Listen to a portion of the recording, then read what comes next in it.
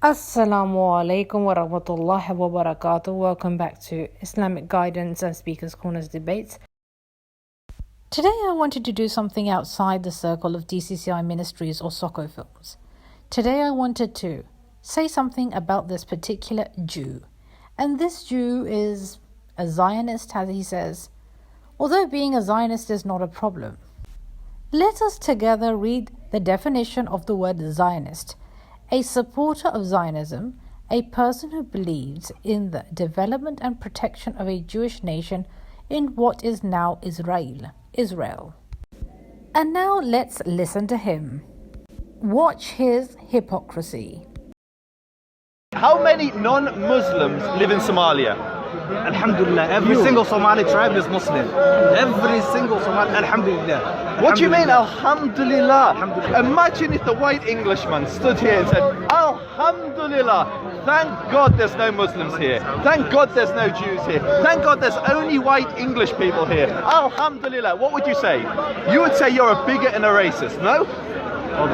Or do you support the BNP? I don't support You don't. Why don't you support the BNP? Because they don't want you here. Let me mention to you where the actual problem stands.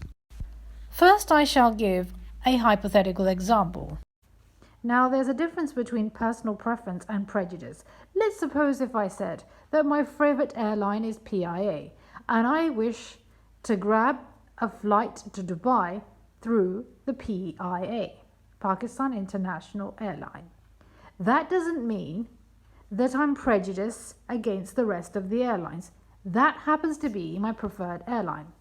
Now, if I say, and then I can say, and when I find a flight, I say, Alhamdulillah, I found a flight. And I found a flight on my favorite airline. Then there's nothing wrong, because that has to do with personal preference. If something is your personal preference, that has got nothing to do with prejudice. But if I get on board and then I say to the passengers that thankfully I found a flight I get to fly through PIA because I get to sit with my own people only, that means I've got something prejudiced against the other nationalities.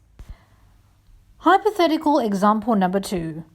A guy from China was looking for a perfect roommate. Now, let's say hypothetically it's the guy on the right. Okay, let's focus on the guy on the right. He was looking for a roommate. First, he bumps into a lady wearing a purple-colored jumper.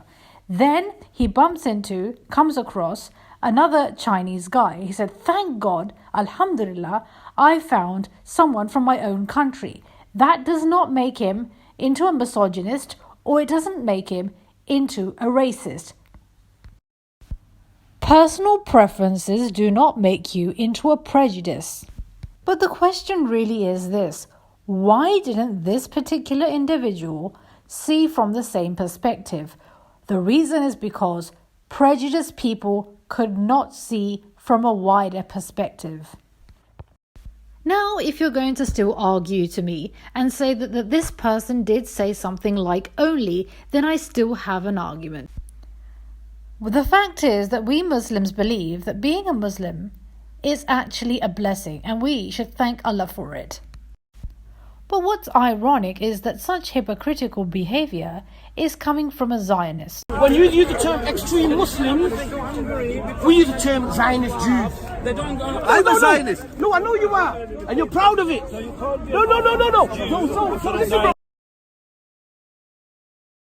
So where is the irony? No, I know you the are, greatest and you're proud of irony it. is that such is being said by a Zionist who could have personal preferences for his own nation, for his own people and their development. His own people are not much of a fan of his. Most of the people in the comment section are mostly Muslim. If we apply his logic of being a Zionist, then we should also assume that being a Zionist is being prejudiced against other nations. Is it or is it not? Interestingly, those people that jump onto the comment section are mostly Muslim. One Muslim even said that he needed to be put in jail for being an extremist. that Allah subhanahu wa ta'ala first chose the Jews to deliver his message. They were the chosen people of Allah subhanahu wa ta'ala, but they were very proud. They did not follow Allah's commandments. The Jews, they were the chosen people of Allah subhanahu wa ta'ala, but they did not follow Allah's commandments. Allah gives the example in Surah Jummah.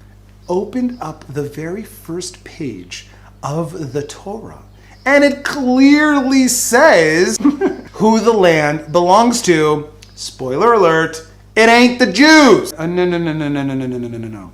We're very, very sorry. The land is not ours. We did not conquer it from anybody. The land does not belong to those inhabitants, nor does it belong to us. The land belongs to the Creator of the world, and He, and only He, took it from them and gave it to us.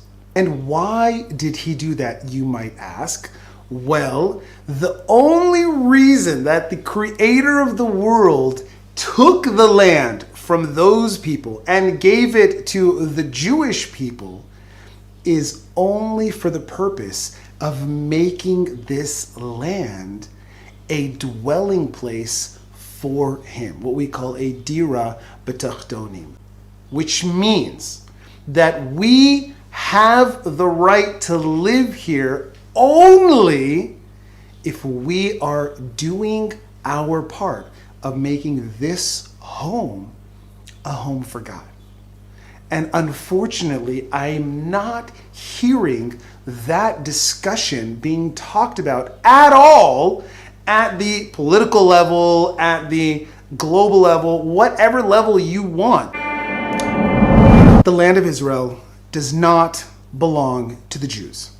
It says in the final verse in Surah Muhammad, "Here you are, those invited to spend in the cause of Allah, but among you are those who withhold out of greed, and whoever withholds only withholds benefit from himself. And Allah is the free of need, while you are the needy. And if you turn away, i.e. refuse, He will replace you with another people. Then they will not be the likes of you." In the Quran, it's mentioned that God, Allah, chose the Jews, and then He replaced them with us. A genuine and authentic Muslim's perception is this, that when a Muslim sees another Muslim, then Muslims for other Muslims are apples of the eyes. Got it? Get it? Good. Thank you for watching. Take care and goodbye.